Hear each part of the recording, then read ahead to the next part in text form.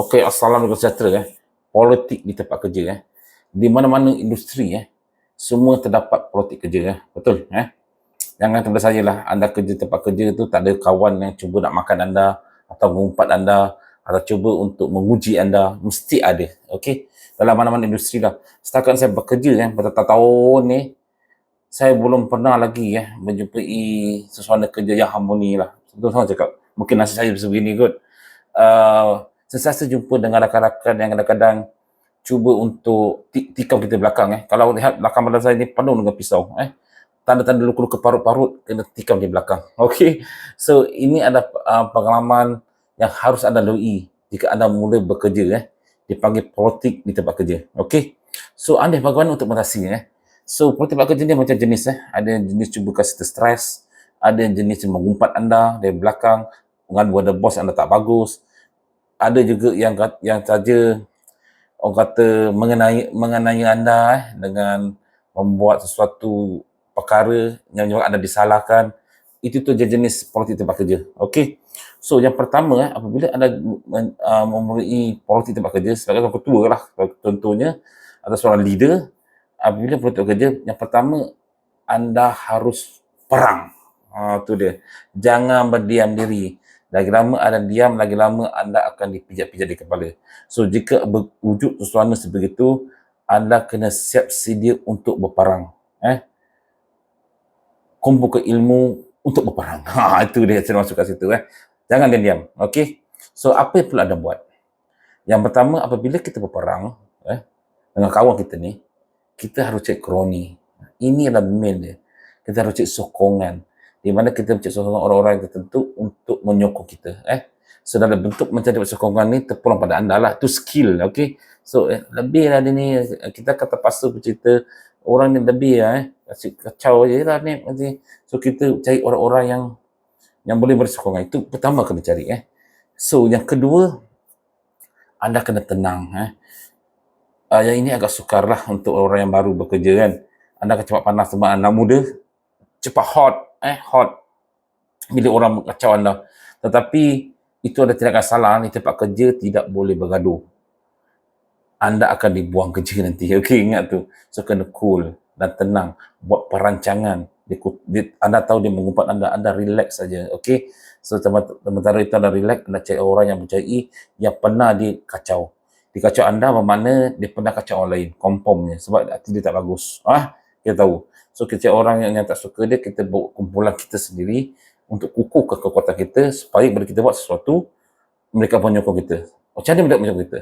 So kita akan cuba buat improvement, akan cuba buat orang kata kerja tambahan yang orang kata memberi manfaat ke company dan mereka akan membantu anda.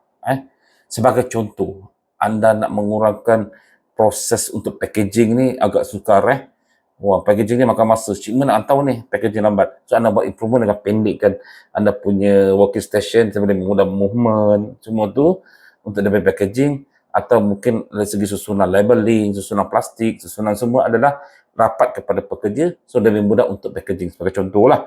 So di situ anda perlu orang untuk membuatnya dan anda menggunakan kroni-kroni inilah untuk membantu anda. Dan kemudian anda buat documentation dan submit pada bos. Ingat tu, apa saja kerja anda buat, anda harus beritahu pada bos. Jangan senyap saja. Dan anda sekarang sedang berperang. Orang yang boleh sokong anda untuk hapuskan orang ini adalah ketua anda. Anda harus tangkap dia dulu.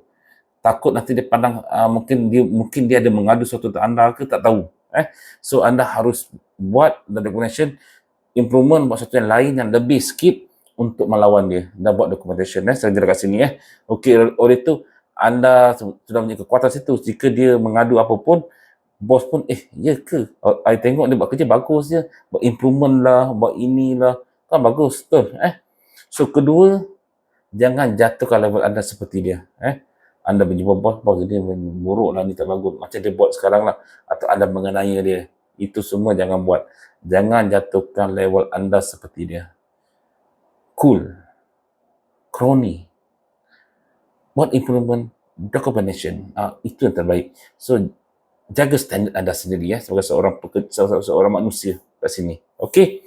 Dan juga apabila anda buat benda sebegini, buat dalam Malaysia, buat macam kronik, akan berlaku kutukan-kutukan yang lebih teruk lah. Sebenarnya akan berlaku lebih teruk lagi. So, buat sikap tidak peduli. Jangan simpan dalam hati.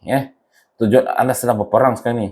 So, anda akan buat sesuatu advance dan orang dia kecil, dia pun akan cek kroni juga. Dia akan kutuk anda lebih lah ini. So, buat tak tahu. Okay? Dan akhirnya anda akan menang juga akhirnya. Kerana bila anda buat sesuatu demikian, pertama anda dapat sokongan dari orang bawah anda atau sekeliling anda. Kedua, ketua akan percaya pada anda. Bila ketua percaya dan orang keliling anda percaya, tak perlu ingatkan dia, anda akan menang. Itu trik dia kat sini. Jangan kita genanya dia. Okay? Dan apabila anda dah menang, kita buat kerja macam biasa lah. Okay? Dia pun tak boleh kacau awak lagi. Sebab dia tahu alamak kacau dia atau hal kan. So dia akan mula perlahan-lahan akan keluar. Dia kan perlahan, tapi makin masa lah. Ini perlukan skill sebenarnya kan, untuk menghasilkan orang sebegini kan. Cuma skill yang paling susah adalah untuk bersikap tenang. Bila kita tenang kan, buat muka bodoh, dia sakit hati sebenarnya kat awak tu. Betul. Kalau dia tunggu kau melenting je. Tunggu kau melenting, bukan tak melenting kan. So dia susah nak buat kat situ. So lepas tu anda akan menang lah. Confirmnya. So lepas anda menang, settle, maaf dan lupakan. Jangan simpan hati. Biar simpan hati, berdendam lagi, tapi berhati-hati. Ingat tu. Anda tetap berhati-hati. Kata anda akan rasa stres. Okey, kat situ kena buang, lantak dia lah, buang apa dia lah. Bagi jalan nama dia lah. Tetapi kita rasa berhati-hati. Okey? So, inilah cara untuk masih supporting di tempat kerja. Bos kita kena, jika anda ingin ketahui lebih lanjut tentang bagaimana untuk menghati bos, anda mendapatkan link di atas sini lah. Bagaimana untuk bos always right. Atau di atas sini. Okey? So, akan berlaku lah. Ini skill-skill yang perlu anda perluhi di tempat kerja. Jika tidak, anda kena perang. Wajib perang. Kalau tak, anda akan kena pijak di kepala ni.